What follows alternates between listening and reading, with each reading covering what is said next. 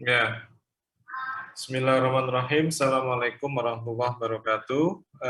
Pada pagi hari ini ada beberapa poin yang harus saya sampaikan. Yang pertama terkait dengan krisis hypertension. Ya, jadi memang krisis hipertensi itu adalah suatu kegawatan di subbidang ginjal hipertensi. Ya, jadi memang itu Recording in progress.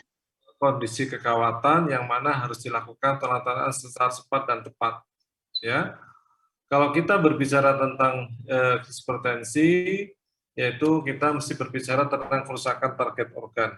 Ya, jadi kerusakan target organ itu bisa ke otak, bisa ke jantung, bisa ke pembuluh darah, bisa ke ginjal maupun ke mata. Itu adalah 5 kerusakan organ yang disebabkan oleh karena suatu hipertensi. Ya, jadi kita harus mencari dengan tensi yang tinggi, kemudian kerusakan organnya apa, itu yang harus kita cari untuk menentukan bahwa dia termasuk krisis hipertensi atau tidak. Kalau ternyata memang didapatkan ada suatu kerusakan organ target, berarti pada pasien tersebut disertai dengan adanya kerusakan hipertensi. Ya, jadi kapan kita berpikir ke suatu krisis hipertensi? Apabila tekanan darah itu di atas 220 dengan sistolik dan atau diastoliknya di atas lebih dari 120. Itu adalah kita harus berpikir ke suatu krisis hipertensi.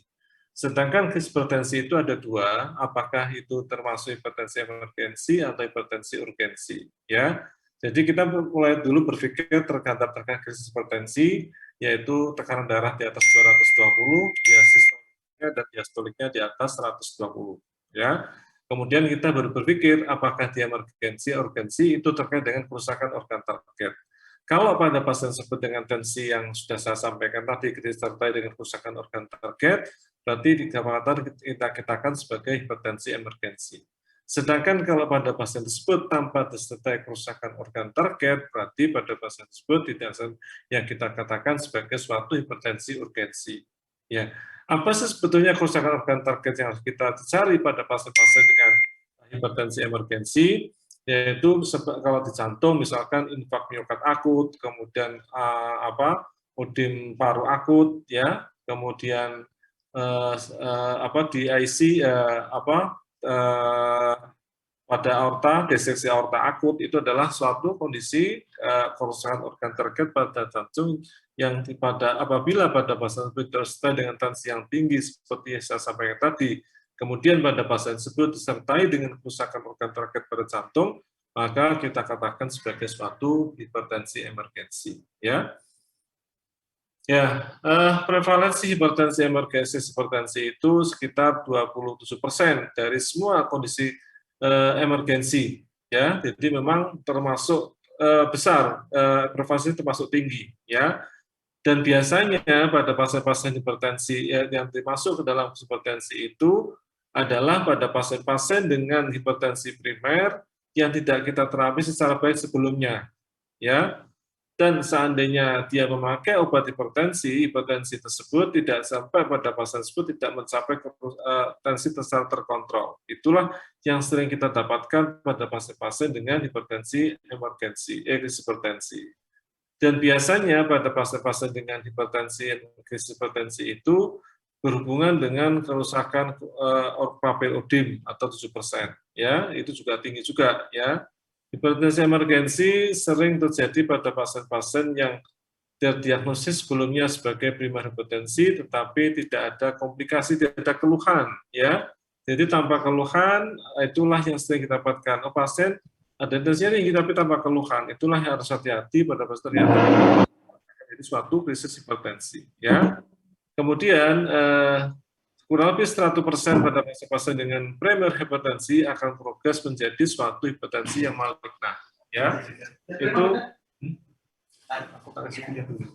Kirain ngobrol sama saya.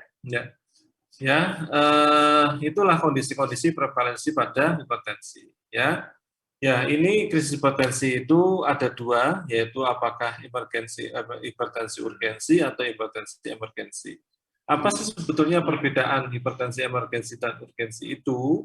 Yaitu yang pertama adalah kerusakan organ targetnya yang berbeda. Ya, yaitu kerusakan organ target yang berbeda. Inilah yang membedakan antara hipertensi emergensi dengan hipertensi urgensi. Apa sih kerusakan organ target pada pasien yang hipertensi emergensi? Yaitu seperti pada jantung, yaitu adanya akut aortic disseksi, disseksi aorta akut, kemudian gagal jantung kiri akut, kemudian infak miokard akut, itu adalah masuk ke dalam hipertensi emergensi yang kerusakan organ target adalah pada jantung.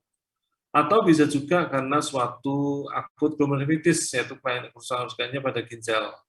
Atau pada eklamsi, yaitu pada orang hamil, kemudian dengan tensi yang tinggi di atas 140 diastoliknya, dan pasien itu adanya suatu kondisi eklamsi atau kejang, itulah yang kita pikirkan kondisi hipertensi emergensi. Atau pada pasien-pasien dengan epistaxis yang berat, yaitu misalnya epistaxis yang berat, dengan tensi yang tinggi di atas diastolik dari 140, kita pikirkan suatu hipertensi emergensi. Atau perioperatif hipertensi, yaitu hipertensi yang terjadi manakala pada pasien dalam kondisi tindakan. Itulah yang kita pikirkan sebagai hipertensi emergensi. Sedangkan kalau kerusakan ditambah saja dengan kerusakan organ target, itu yang kita namakan sebagai hipertensi urgensi. Itu adalah perbedaan yang pertama antara emergensi dengan urgensi. Kemudian yang kedua adalah lama dalam penanganan, ya penurunan tekanan darah tersebut. Kalau hipertensi emergensi, penurunannya itu tidak lebih dari 1 jam. Sedangkan kalau urgensi, penurunannya tidak lebih dari 24 jam. Ya, itulah yang membedakan. Kemudian obatnya juga berbeda. Kalau pada Anda sudah mengatakan suatu hipertensi emergensi, maka obatnya adalah parenteral. Sedangkan kalau urgensi bisa parenteral dengan atau oral, ya. Jadi makanya kalau pada hipertensi urgensi itu masih dibolehkan selawat jalan memang pada pasien tersebut tanpa kerusakan organ target, pada pasien tersebut diberikan obat oral dan bisa pasien tersebut bisa diadviskan untuk rawat jalan itu masih memungkinkan, ya. Itulah yang membedakan antara hipertensi emergensi dengan hipertensi urgensi, ya. Ya, ini adalah patofisiologi daripada derajat hipertensi krisis hipertensi, di mana pada hipertensi tersebut akan berpengaruh pada bisa berpengaruh secara sistemik atau berpengaruh pada secara lokal, ya. Di mana pada efek pada lokal akan memberikan peningkatan prostaglandin atau radikal bebas yang akan menyebabkan kerusakan endotel, di mana kerusakan endotel tersebut akan berpengaruh pada platelet trombosit, kemudian trombosit akan mengalami mitogenik maupun migrasi yang akan melanjutkan profilisasi miointimal, yang semuanya akan berpengaruh pada tekanan darah maupun kerusakan pembuluh darah. Yang akibat oleh karena tekanan pada pembuluh darah dan kerusakan pada pembuluh darah, maka terjadi iskemik pada jaringan. Itu lokal efek, sedangkan sistemik efeknya itu terkait dengan renin, angiotensin, aldosteron sistem, ya, maka akan jadi natrium pressure meningkat, kemudian hipovolemik, maka terjadi peningkatan vasopresor yang akan berpengaruh pada pembuluh tekanan darah maupun pada kerusakan vaskuler. Ya, itulah yang kerusakan hipertensi pada krisis hipertensi, ya. Ya. Ini adalah kerusakan organ target pada yang berhubungan dengan hipertensi emergensi. Yang paling banyak yaitu adalah pasien-pasien dengan cerebral infarct atau pada pasien dengan stroke. Nah, ya, itu juga sering. Jadi kalau pada pasien-pasien terutama pada pasien-pasien dengan emergensi itu yang kita pikirkan kerusakan organ target yang berat. Bisa kalau stroke yaitu stroke hemoragik, ya. Intracerebral atau subarachnoid hemoragik itu merupakan kerusakan organ target yang berat pada pasien hipertensi emergensi yang terkait dengan kelainan cerebral, ya. Sedangkan stroke itu kalau masih ringan masih boleh kita masukkan ke urgensi, tapi kalau stroke yang berat masuk ke suatu emergensi, ya. Berikutnya adalah akut odem paru, ya, pulmonal odem, itu pun juga banyak kejadiannya terutama pada pasien-pasien dengan gagal jantung, ya. Kemudian berikutnya yaitu adanya akut congestive heart failure, yaitu adanya gagal jantung akut, yaitu juga 15%. Sedangkan berikutnya adalah infak miokard akut, itu pun juga banyak. Jadi yang paling banyak adalah stroke, kemudian OD paru akut, kemudian gagal ginjal akut maupun infak miokard akut. Itu juga kondisi-kondisi yang sering kita jumpai pada pasien-pasien dengan hipertensi emergensi, ya. Ya. Ya, ini tanda-tanda daripada secara klinik daripada hipertensi. Yang pertama adalah tekanan darah. Tekanan darah diastoliknya lebih dari 140. Kemudian pada pemeriksaan fundoskopi bisa kita temukan adanya suatu perdarahan, hemoragik atau eksudat maupun papel edem. Sedangkan secara neurologi bisa kita dapatkan ada suatu headache, pusing, kemudian confuse, gangguan kesadaran, ya, kemudian gangguan penglihatan, kemudian adanya kejang atau koma atau vokal defisit, ya. Itu kondisi-kondisi neurologis yang harus kita cari pada pasien-pasien dengan hipertensi emergensi. Kemudian pada jantung bisa kita temukan adanya suatu pembesaran jantung atau gagal jantung, ya. Kemudian pada ginjal kita dapatkan adanya oliguria atau azotemia, sedangkan pada GI tract akan kita dapatkan manifestasi adalah nausea dan vomiting, mual dan muntah. Itu yang sering kita dapatkan kondisi-kondisi pada pasien dengan hipertensi, krisis hipertensi, ya. Ya, ini yang harus kita pelajari, yaitu yang harus kita lakukan penanganan secara cepat pada hipertensi yang kita seandainya kita mendapatkan kondisi-kondisi seperti ini, ya. Pada cerebral, yaitu adanya hipertensi encephalopati, kemudian atherotrombotic brain infarct, yaitu pada stroke, ya, akibat dengan hipertensi yang tinggi, kemudian intracerebral hemorrhagic, yaitu atau subharmonic hemorrhagic, yaitu perdarahan pada cerebral, itu pun juga kondisi yang harus dilakukan penanganan secara cepat, ya.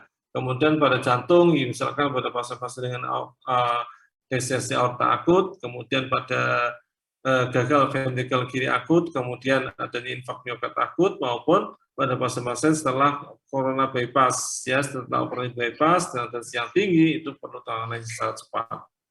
Begitu pula pada ginjal dapatkan adanya akut glomerulonefritis, kemudian renal krisis atau maupun hipertensi yang severe pada pasien-pasien yang setelah dilakukan transplantasi ginjal, itu yang kita namakan sebagai krisis hypertension, ya.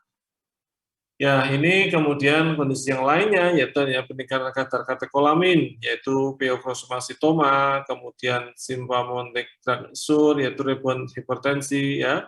Kemudian eklamsi atau surgical itu pun juga masuk ke dalam hipertensi, yaitu dengan disertai dengan tensi yang tinggi, kemudian pada post-operative hypertension atau post-operasi pada perdarahan post-operasi dari vaskuler, dari darah yang terjadi, itulah yang kita pikirkan pada pasien-pasien pada hipertensi emergensi, ya. Kemudian ada luka bakar yang berat, kemudian metastasis yang berat, itulah juga kita pikirkan sebagai hipertensi emergensi, ya. Apa sebetulnya harus kita evaluasi kalau kita mendapatkan hipertensi emergensi? Yang pertama kita harus melakukan anamnesis. Apakah pada pasien tersebut sudah terdiagnosis dan sudah dilakukan terapi hipertensi atau belum? Itu yang pertama, ya. Kemudian yang kedua, pasien tersebut apakah terbiasa minum obat-obatan sebelumnya, apakah obat-obat simpatomimetik atau obat-obat yang lain, itulah yang berpengaruh terhadap hipertensi pasien itu minum obat-obat tersebut atau tidak. Atau pada pasien tersebut dengan keluhan simptom cerebral atau pada jantung, ya, atau pada gangguan penglihatan.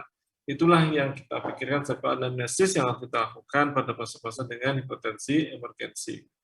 Kemudian pemeriksaan fisik ya terus kita lakukan, yaitu pemeriksaan tekanan darah, kemudian fundoskopi, kemudian status neurologi, status kardiopulmoner, yaitu asesmen terhadap body volume cairan, yaitu atau peripheral pulse, yaitu, dan yang terakhir adalah pulsasi daripada arteri perifer, apakah pada arteri radialis, apakah arteri parachialis, apakah arteri dorsalis pedis, ya, atau arteri poplitea, atau arteri femoralis, superficialis, femoralis superficialis atau komunis, itu harus kita lakukan pulsasinya pada pasien-pasien dengan hipertensi emergensi.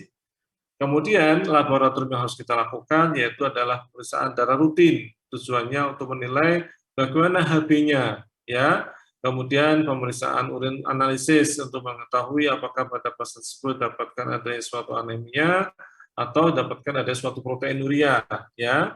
Kemudian pemeriksaan kimia yaitu adalah urium kreatinin, glukosa, elektrolit, urium kreatinin untuk menilai apakah pada pasien tersebut disertai dengan kerusakan organ target pada ginjal.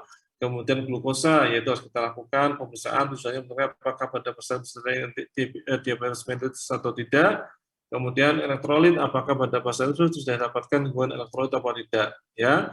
Kemudian EKG sangat penting tujuannya untuk menilai apakah pada pasien-pasien tersebut didapatkan kelainan EKG atau tidak, ya.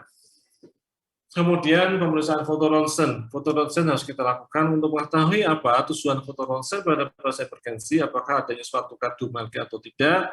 Kemudian pada fotoronsen pada pembuluh pada paru-paru didapatkan adanya ödem paru atau tidak. Itu pemeriksaan fotoronsen yang terkait dengan hipertensi emergensi, ya.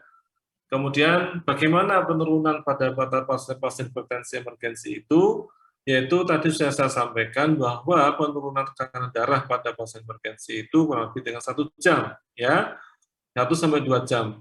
Nah, ini adalah algoritma dalam kita melakukan penurunan pada pasien-pasien dengan hipertensi emergensi.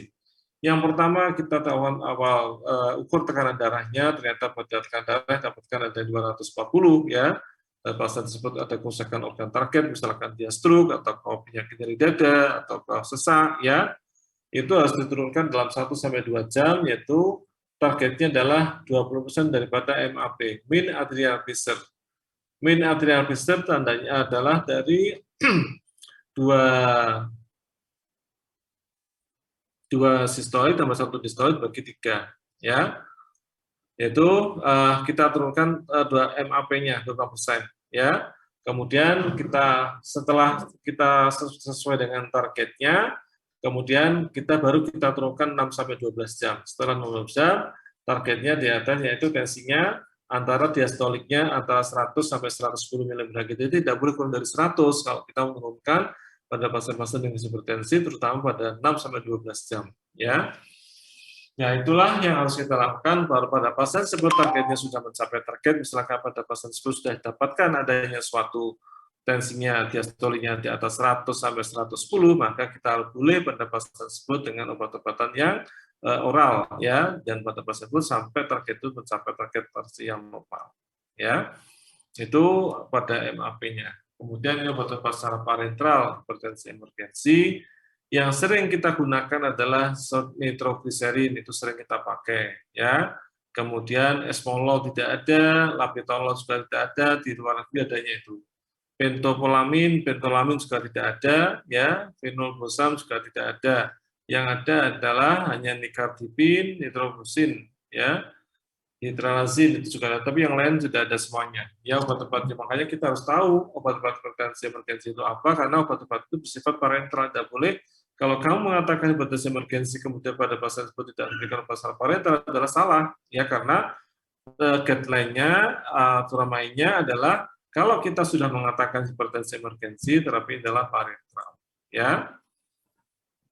Ya, ini sebagai contoh pasien-pasien dengan obat-obat hipertensi, yaitu yang pertama adalah clonidine intravena, ya. Dia termasuk menurunkan simpates tonus simpates perifer dengan menstimulasi sentral dengan alfa 2 reseptor, ya. Onsetnya memang kita tidak bisa diprediksi, itulah clonidine, ya. Jadi maka kita sulit untuk menilai asa kerja dari clonidine itu. Kemudian adverse efeknya yaitu bisa sedasi, bila mulut panas, bisa konstipasi, kemudian rebound hypertension atau withdrawal, ya. Jadi yang dimaksud dengan rebound hypertensi itu kalau pada pasien tersebut didapatkan ada suatu hipertensi, kemudian kita terapi dan pasien normal, kemudian kita hentikan obat tensi tersebut dan pasien itu sudah kita pulangkan, ternyata pada saat dia pulang hipertensi itu tinggi lagi sampai 240, itu boleh kita masukkan yang kita namakan sebagai rebound hypertension, yaitu yang biasanya didapatkan pada pasien-pasien dengan badan clonidine, ya. Ya, kemudian nitrogliserin, yaitu termasuk vasodilator yang kuat, baik itu pada dilatasi pada arteri maupun vena, kemudian secara langsung berinteraksi dengan reseptor nitrat pada vascular support Pascal, yaitu pembuluh darah vaskuler, ya. Kemudian onsetnya cepat dan durasinya pun juga cepat juga durasinya, ya. Kemudian adverse efeknya pusing, kemudian tahikardia, nausea dan vomiting. Itu adalah nitroglycerin, ya. Kemudian yang berikutnya adalah nifedipine MSL, ya. Biasanya digunakan pada pasien hipertensi yang hanya hipertensi yang urgensi, karena ini bersifat bisa sublingual, jadi digunakan secara oral kan, mengaktifasi sebagai kalsium yang slow channel blocker, yaitu sublingual unpredictable target tekanan darahnya. Jadi memang tidak bisa kita memprediksi target tekanan darahnya itu berapa, kita tidak bisa, itu kelemahannya. Adverse efeknya adalah odim, tahikardia, hipotensi, headache, atau flushing, yaitu wajah kemerahan. Ya, kemudian sebagai precipitate ischemic myocard. Ya, jadi harus hati-hati kalau kita mendapatkan pasien-pasien dengan hipertensi emergensi. Karena kalau pada pasien tersebut pada saat dia langsung pulang, misalkan dia di Jakarta, kemudian dia pulang, dan pada pasien itu sudah normal, itu yang perlu kita pikirkan, jangan-jangan karena terlalu cepat penurunannya akan berisiko terjadi infark miokard pada pasien tersebut. Ya, maka harus hati-hati pemberian nifedipine, ya. Terus kemudian adalah diltiazem. Diltiazem digunakan pada hipertensi emergensi dan urgensi, mengaktifasi kalsium slow channel blocker. Dosis dependennya memprediksi onsetnya action bisa diprediksi, kemudian penurunan tekanan darah juga cepat, tidak dapatkan adanya gambaran rebound atau withdrawal, ya. Adverse efeknya itu bradykardia, hipotensi, headache maupun flushing. Selain dia sebagai antihipertensi, diltiazem ini juga sebagai anti iskemik dan anti aritmia, ya. Ya, ini perbedaan diltiazem, klonidin, nitroglycerin, dan nifedipine, di mana diltiazem ini mempunyai sifat sebagai kardioprotektif, renoprotektif, dan cerebroprotektif, ya, berbeda dengan klonidin, nitroglycerin maupun nifedipine. Sedangkan nitroglycerin itu hanya mempunyai sifat kardioprotektif, sedangkan kalau Herbesser itu punya kardioprotektif, renoprotektif, dan cerebroprotektif. Apa? Minta perawatnya, minta perawat. Ini jangan bukan. Iya. Nggak apa-apa. Tapi ya, nanti minta perawatnya dulu aja, Pak. Ayo, tentang perawatnya mau numin, saya tak sengat. Iya. Tunggu kapan lagi? Ya. Tadi lu tertarik kan? Bagaimana lagi? Bukan juga terjadi. Kita nggak betul sih.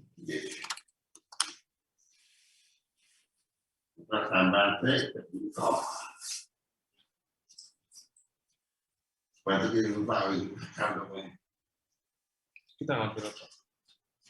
Sama kali.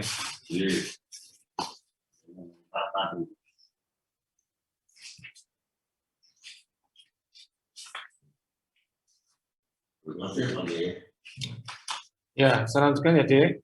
Sedangkan obat-obat yang lain itu selain jarang mempunyai 3 proteksi. Jadi obat yang kita gunakan yaitu biasanya pada hipertensi emergensi itu adalah yang bersifat kardioprotektif, renoprotektif, dan cerebroprotektif. Itu yang harus kita pikirkan, karena di samping dia menurunkan tensi, tapi dia punya efek terhadap kardioprotektif, renoprotektif maupun cerebroprotektif. Ya.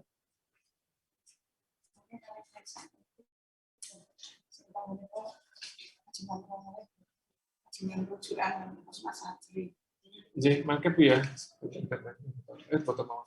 Ya, saya tangan saya dulu.